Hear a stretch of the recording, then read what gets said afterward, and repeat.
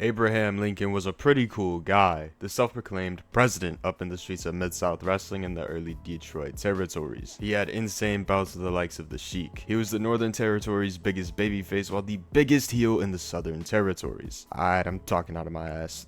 My fault. Abraham Lincoln is one of the most influential and iconic figures in American political history. Honest Abe is best known as the 16th president of the United States of America. He's also best known as the quote-unquote president who freed the slaves. He's a pretty great guy, all in all. At least I think. His lasting impact based on the amendments that came from his domino effect of presidency has cemented his name as one of the most famous presidents out there. Everyone knows Top Hat Man. He was unfortunately assassinated by John Wilkes Booth, as I'm pretty certain every single American watching this video knows, in the Ford Theater while watching a play. The assassination of Lincoln is one of the most infamous tragedies in American history. Abe, of course, was the president of the Union during the Civil War, so a lot of people didn't like him, and certain edgelords still don't. He's the face on the penny, and I love money, so in turn, I love Lincoln even more. I'm a greedy guy, okay? Why else would I be a YouTuber in the Big 25? Like, what? I digress. Lincoln will always be remembered as that guy when discussing folks in American history. However, the legend of Lincoln goes further than just being the 16th president of the states. Whether it be as the quote-unquote rail splitter, or his notable acts of kindness and honesty through his youth as well as his adulthood, he's a pretty good symbol for American culture, as he was just an overall pretty good dude. However, Honest Abe was more than just that. He was also a real deal ass beater as a wrestler in his free time. He was truly that guy, and we gotta lock in a little bit and talk about it because this is just crazy to me. Segway! Alright, so that segue was a little interesting, but yeah. Please don't turn into a mid-roll ad. Hello, welcome back to the channel. We are once again back in action, and I'm not gonna twiddle your balls here. I'm gonna go ahead and say today we're talking about Abraham Lincoln, and we're also talking about his wrestling career because Abraham Lincoln, bro, he's that guy. Of course, we gotta talk about him. This was a suggestion from the big Peyton, and we all know Peyton, and we all love Peyton because Peyton is just Peyton, and Peyton is great. Once again, want to give you guys thanks for the past few videos. It's been crazy. I appreciate all the support, all the love, and even all the hate at the same time. Thank you guys. It's been such a blessing to just be able to have an outlet to create videos about professional wrestling, which I love. But I say thank you a little too much, I guess, but who really cares? We finna jump right into this damn Abraham Lincoln video, so I'm gonna go ahead and rip that rubber off, and yeah, let's talk about it. Let's talk about catch as catch can wrestling. Let's talk about actual amateur wrestling for the first time ever on this channel. Modern freestyle wrestling is quite a hot topic today. In the world of professional wrestling, there have been quite a few success stories from that sphere who turned into pretty big stars today. To name one of the most famous examples of freestyle wrestlers who turned into professional wrestlers, look no further than Danny Hodge. He needs no explanation, but if you don't know anything about Danny Hodge and you've never looked into like the really early days of professional wrestling, during the 60s and 70s, he was one of wrestling's biggest stars. He was just that guy, and we've talked about him before. I believe it was the Bob Sweetan video, but yeah, he's that dude for real. Another example is obviously the more modern example would be like Kurt Angle, and a more super recent example of freestyle wrestlers turning into pro wrestlers would be Gable Steveson. Too bad he never worked out, huh?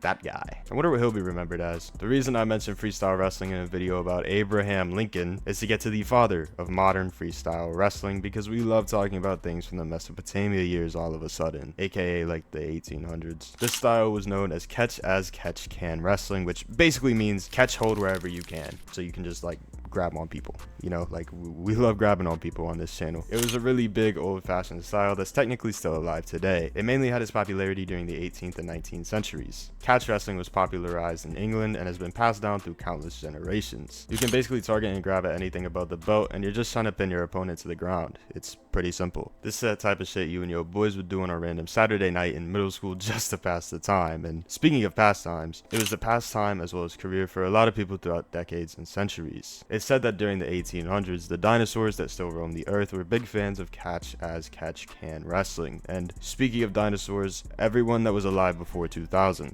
And speaking of someone born before 2000, and actually very much before 2000, Abraham Lincoln, who we mentioned earlier. Did you know that the man on the penny was a pretty big lad who loved to tussle with other lads? He was a pretty big fan of touching men above the belt and was a pretty prolific catch-as-catch-can wrestler. Unironically, Abraham Lincoln was one of the greatest pound-for-pound wrestlers of all time. Folks was talking about Big Abe like rappers from Chirac talk about King Von, bro. This dude won hundreds of matches while he only lost once. It's technically unsure how many matches Big Bro actually had, but most folks believe around 300 victories. Over 300 men stepped up, and only one was able to stand on business hard enough to take down this Slenderman wannabe. This one man in question to stand on business hard enough was a man named Hank Thompson. And to interject here, Hank Walker's next gimmick should definitely be Hank Thompson, the man who slayed the man on the penny. Even with this Hank and Saint fella, there's controversy around that loss because Abe has always said he never beat him fair. This dude Abe was really built like a brick shithouse standing at 6'4". I would hate to be across from this dude, bro.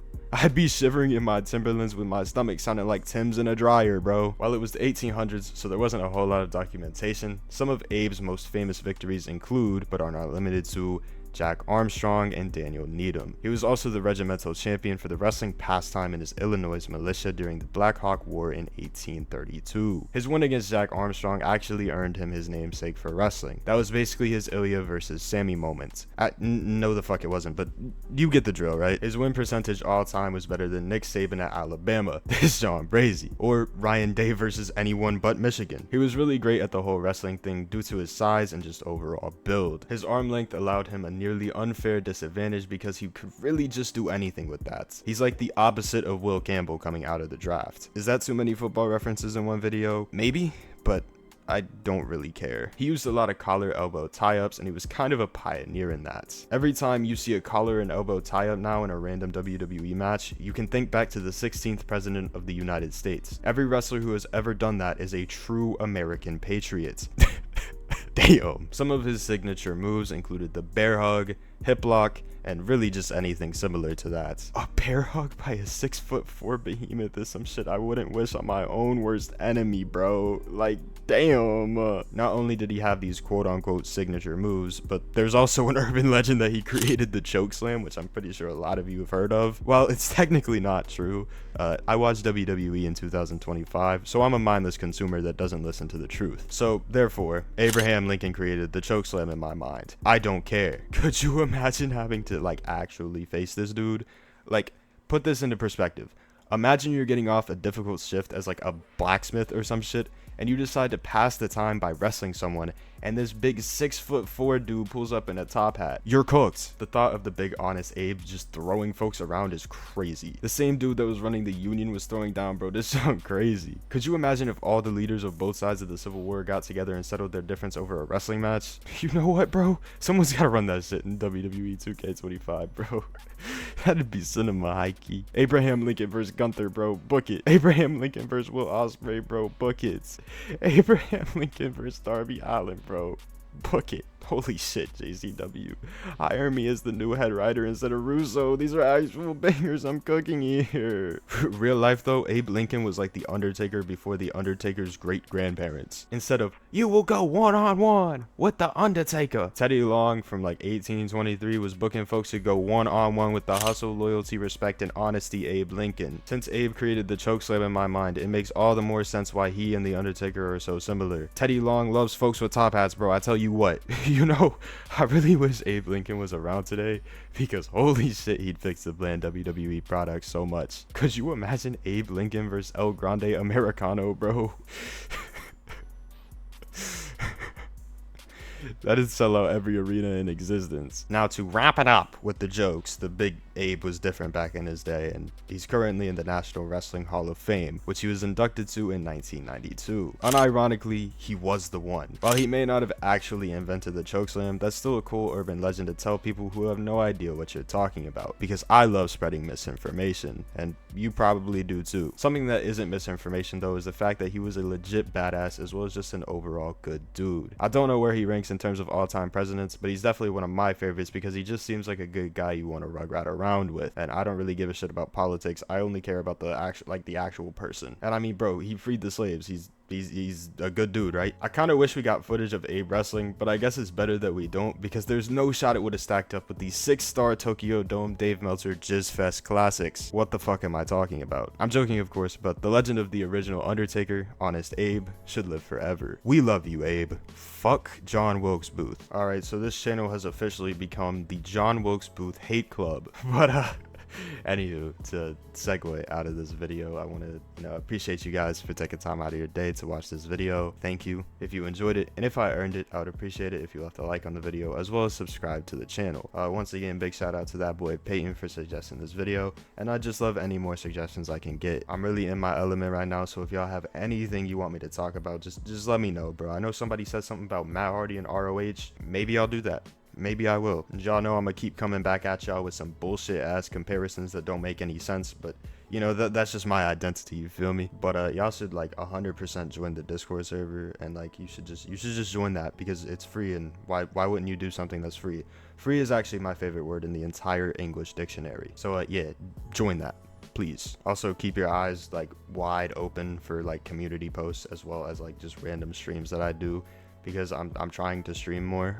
Me and Peyton have officially started a Kentucky Dynasty on stream in College Football 26. So if that's something that interests you, just keep your eye out for that, because I'm just going to stream whenever I feel like it, really. Shit, while you're watching this video, I may be streaming right here on YouTube at the same time. Who really knows? 2025 has been an amazing year, and it's almost came to an end, and there's just been so much that's happened this year, and it's been such a blessing. And I just want to thank you guys again for everything that you've given me, because without you guys, this wouldn't be possible. Technically, the channel has channel memberships, so if you want to support me there, you can.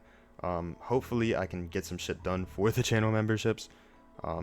Yeah, but there's not really a whole lot right now, but hopefully we can add some more stuff into that. But yeah, I'm yapping like a whole lot, so once again, thank you guys for taking time out of your day to watch this video. Y'all stay safe. God bless.